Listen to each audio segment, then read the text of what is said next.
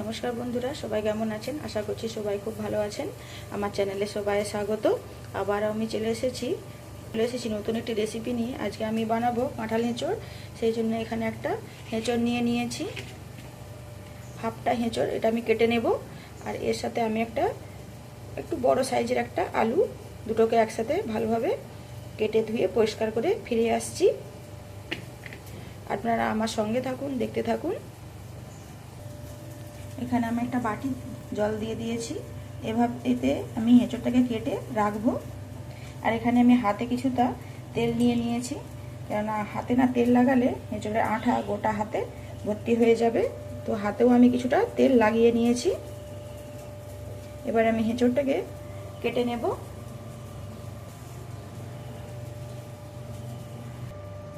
এই দেখুন বন্ধুরা, আমি এঁচড়টাকে সব কেটে নিয়েছি। আর এর সাথে একই সাথে আলুটাকেও কেটে নিয়েছি। আর আমার হাত দেখুন একদম পরিষ্কার, একটুও হাতে কিন্তু আঠা লেগে নেই।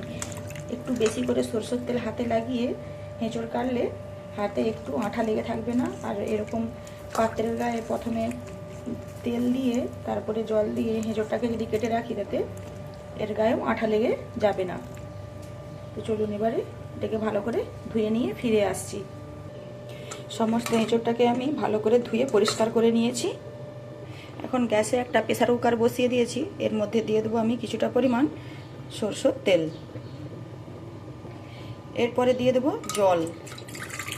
আমার যতটা জলের প্রয়োজন এঁচড়টা সেদ্ধ করার জন্য, সেই পরিমাণ জল দিয়ে দিলাম। এখন এর মধ্যে কেটে রাখা এঁচড়গুলোকে সব দিয়ে দিলাম।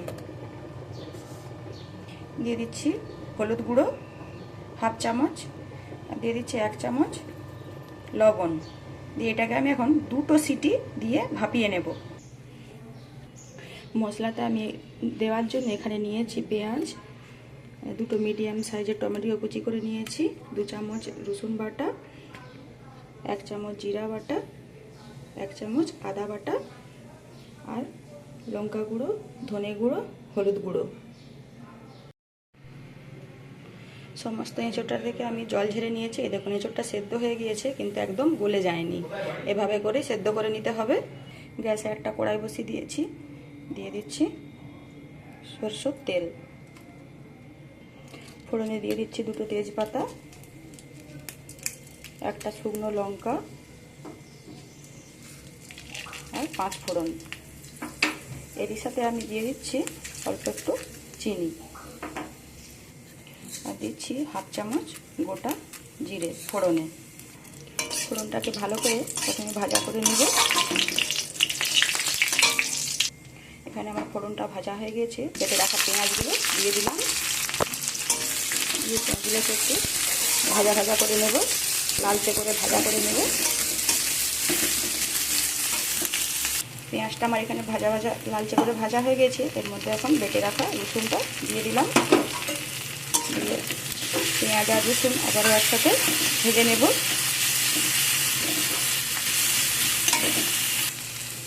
রসুন আর পেঁয়াজটাকে এখানে আমি ভালো করে ভেজে নিচ্ছি। রসুনটা আমার ভাজা হয়ে গিয়েছে, আর রসুন ভাজা থেকে সুন্দর একটা গন্ধ বেরিয়েছে। এখন আমি কেটে রাখা টমেটোগুলো দিয়ে দিলাম।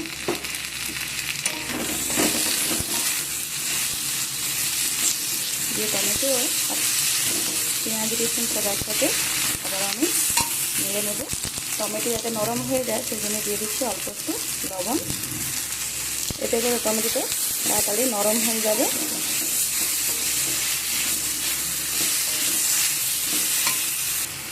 টমেটোটা এখানে বেশ ভালোভাবে গলে গিয়েছে। এখন এর মধ্যে দিয়ে দেবো বেটে রেখেছিলাম যে আদা, এই আদাটা দিয়ে দিলাম। আর একই সাথে যে জিরাটা আমি বেটে রেখেছিলাম সেই জিরাটা দিয়ে দিলাম।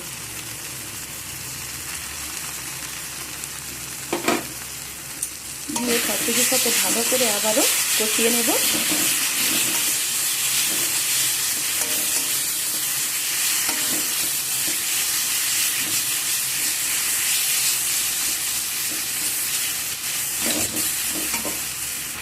এখন এর মধ্যে আমি যে গুঁড়ো মশলাগুলো রেখেছিলাম সেই গুঁড়ো মশলাগুলো সব দিয়ে দিলাম।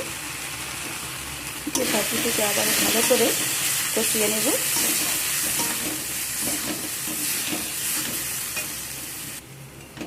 সব মশলাকে আমি ভালো করে কষিয়ে নিয়েছি। এখন এর মধ্যে আমি দিয়ে দেব চিংড়ি মাছ।